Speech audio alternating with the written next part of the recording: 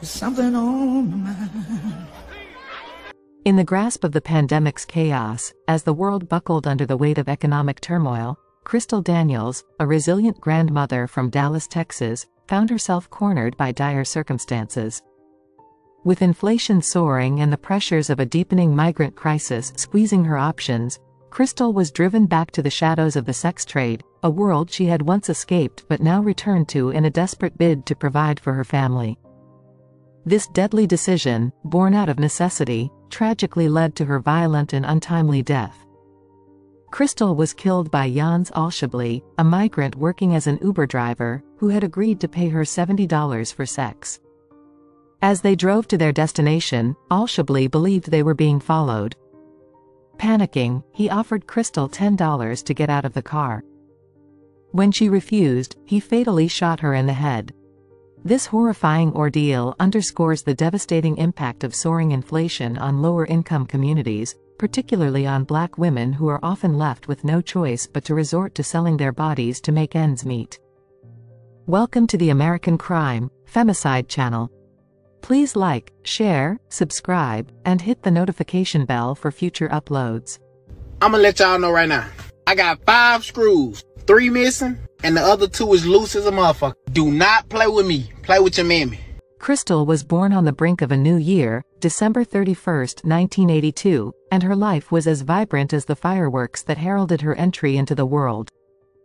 Raised in Dallas, she attended Louisville High, where she carved out a space for herself with her dynamic personality and an infectious smile that drew people to her. Despite the tough cards she was dealt, Crystal managed to cultivate a passion for hairstyling and cooking, skills she honed with pride and joy. Outside the rigors of her day job, she was a devoted grandmother, often seen buzzing around with them, creating content for TikTok where she shared snippets of her life set to the tunes of her favorite artist, Tina Turner and Mary J. Blige. Church house, gin house, schoolhouse, outhouse. On the radio with you, just can't be without you, baby.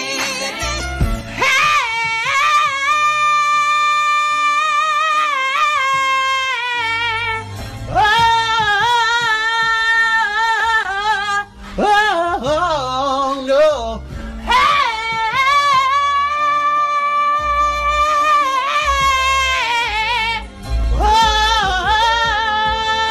Tragically, on the night of July 9, under the harsh lights of a strip mall parking lot in Dallas, Crystal's struggle came to a brutal end. Yons Alshabli was later arrested and charged with her murder after a supposed transaction turned deadly. The agreement was simple yet sinister: $70 for her company, a sum that underscored the desperate conditions under which she labored. But paranoia struck Alshabli, and he decided to abort the plan, offering Crystal a measly $10 to leave his car. Refusing to be demeaned, Crystal resisted, sparking a deadly confrontation. Alshabli's account to the police was a chilling admission. He claimed the gun accidentally discharged during a struggle, a bullet striking Crystal in the head. In a callous act of disregard, he dragged her lifeless body out of his vehicle, leaving her in the cold parking lot with that mocking $10 bill clutched in her hand, a grim payout for a life he deemed disposable. The details of Crystal's murder are a stark reminder of the brutal realities faced by women in the sex trade. The police investigation revealed Alshabli's initial lies about a stolen car and his frantic maneuvers to cover up the crime. Surveillance footage and a witness's account of hearing gunshots further pieced together the final moments of Crystal's life, leading to Alshabli's arrest at his apartment following a citywide manhunt. As the community grappled with the shock of her violent death, Crystal's family mourned a woman whose bright future was mercilessly stolen. They gathered days after her death to mourn her passing and celebrate the good times they shared, a tribute to her spirit, which they believed was now at peace, far from the harsh realities of the world she had struggled against.